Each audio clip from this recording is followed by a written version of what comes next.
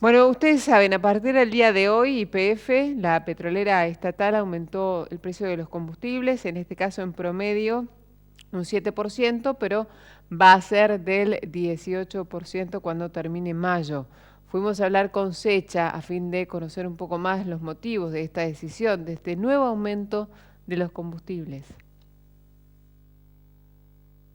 El presidente de YPF días atrás, en conferencia de prensa, determinó que van a cambiar un poco de lo que venía ocurriendo anteriormente, que eran, digamos, aumentos esporádicos o determinados, para establecer ya una cadena de aumentos determinada que va a estar influenciada concretamente más de lo que pasó anteriormente, que fue el tema de la actualización de los biocombustibles y la parte de los impuestos a los combustibles.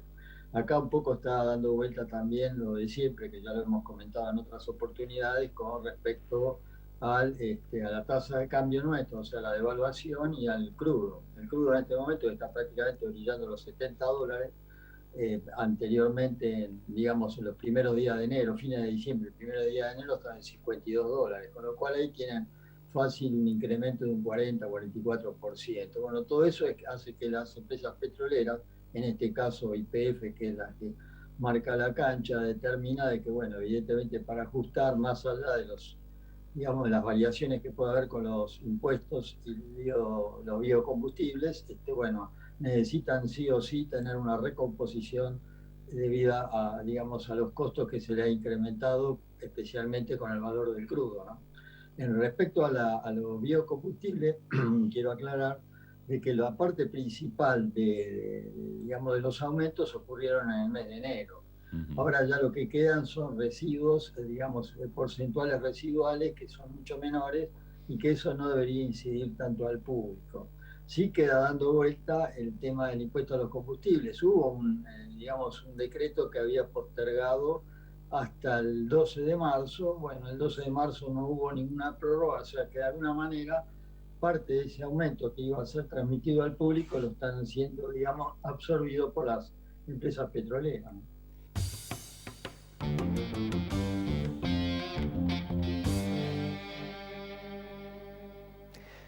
Lego siguió hablando lo que pasa en la Argentina con el precio de los combustibles y lo que ocurre en otros países. Te doy dos extremos.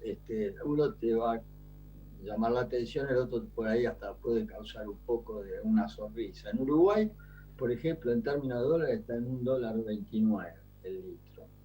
El otro extremo en Venezuela nos llega a 2 centavos. Claro. Nosotros estamos prácticamente en la mitad, o sea, estamos un poquito más caro, un poco más caro en 0,83, 0,84, por ejemplo, con respecto a Colombia, Bolivia, Ecuador, incluso un poquito más caro que Estados Unidos.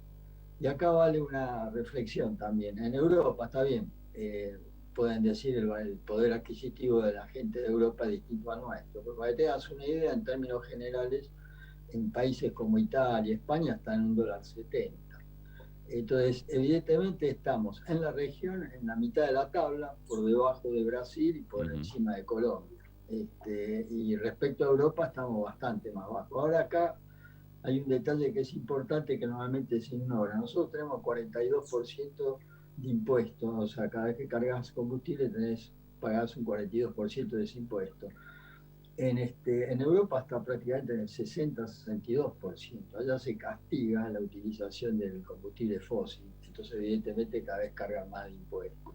Y sí, en Estados Unidos mucho menos, está prácticamente en un 19%. Entonces, bueno, nuestros impuestos están entre aquellos que están de alguna manera castigados por utilización de fósiles, que sería la parte de Sí. Europa o el mercado común, y con respecto a Estados Unidos, sí estamos por encima, ¿no?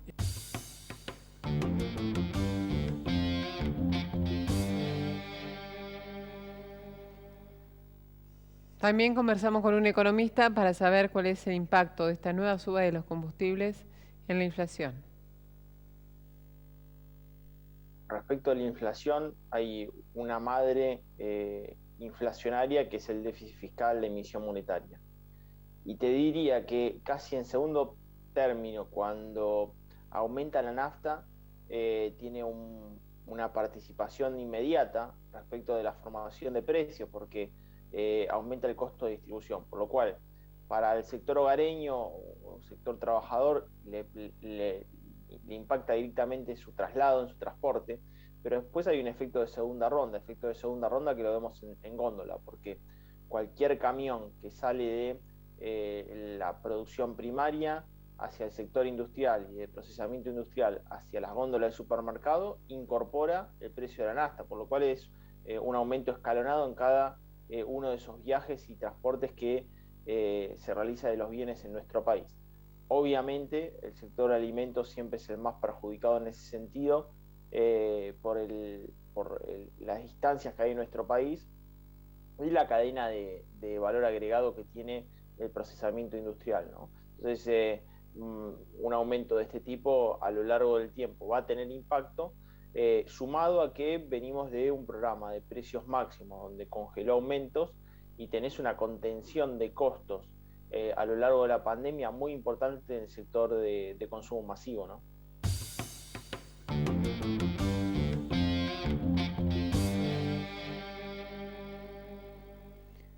Fernando Míguez hace mención al impacto que va a tener esta sube de los combustibles en lo que es los costos agrícolas.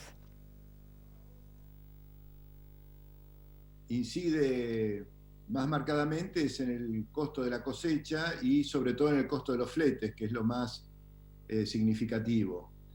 De todas maneras, los fletes, es decir, lo que pasó es que los granos subieron antes que el resto de las cosas, ¿no? Es decir, habían subido bastante en dólares, sobre todo también respecto a los fertilizantes que subieron ahora hace poco, y también eso hacía que en relación a los granos, los fletes estuvieran en valores históricamente bajos.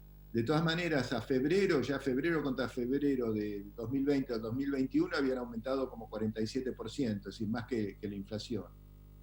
Y ahora van a pegar otro aumento por el gasoil, ¿no?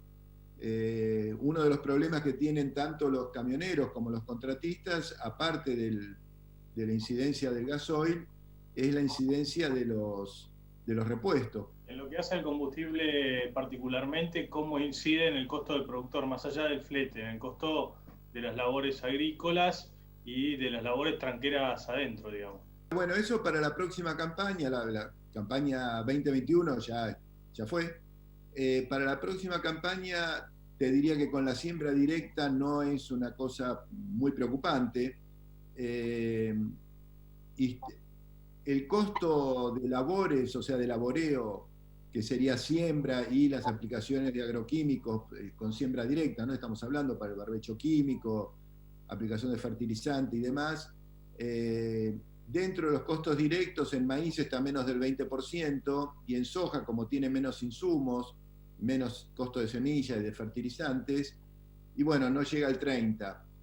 Con lo cual, si bien va a aumentar este costo, no es una incidencia dentro de los costos directos del productor que sean tan significativos, es decir, que le vaya a cambiar tanto la ecuación en vista a la nueva campaña que tenemos que empezar ahora a pensar y empezar a ejecutar, ¿no?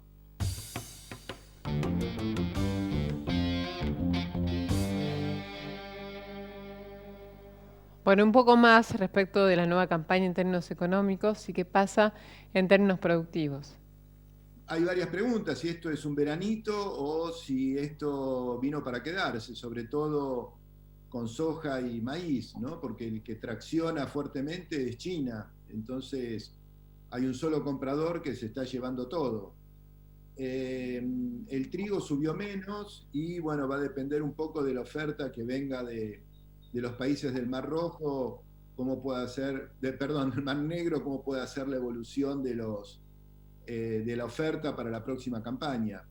De todas maneras, todos los cereales, todos los granos están a un nivel muy elevado. El girasol también tiene un precio realmente muy bueno en este momento, justamente por una falta de oferta.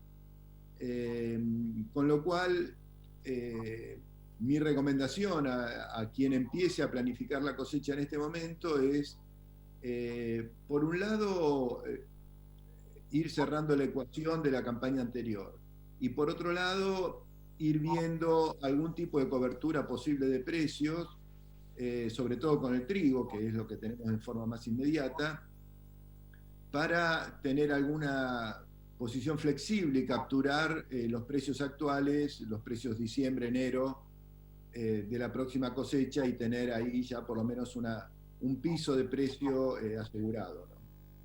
¿Cómo dan los resultados de la actual campaña agrícola, principalmente lo que tiene que ver con la campaña gruesa, ¿no? Maíz, soja, girasol, sorgo. ¿Cómo dan los resultados teniendo en cuenta los actuales precios y los costos también actuales?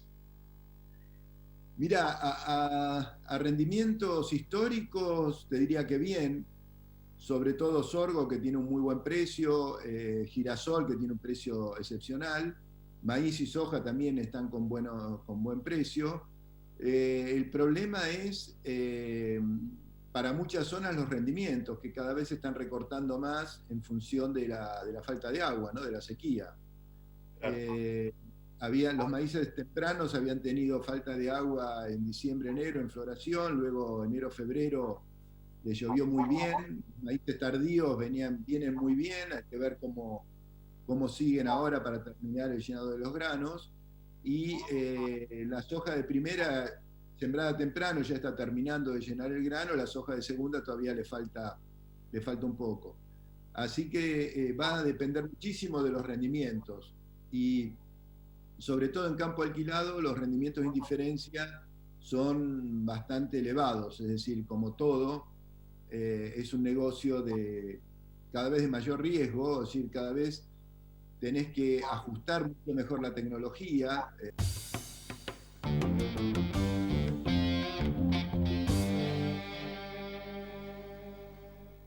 Momento de ir al corte, enseguida volvemos.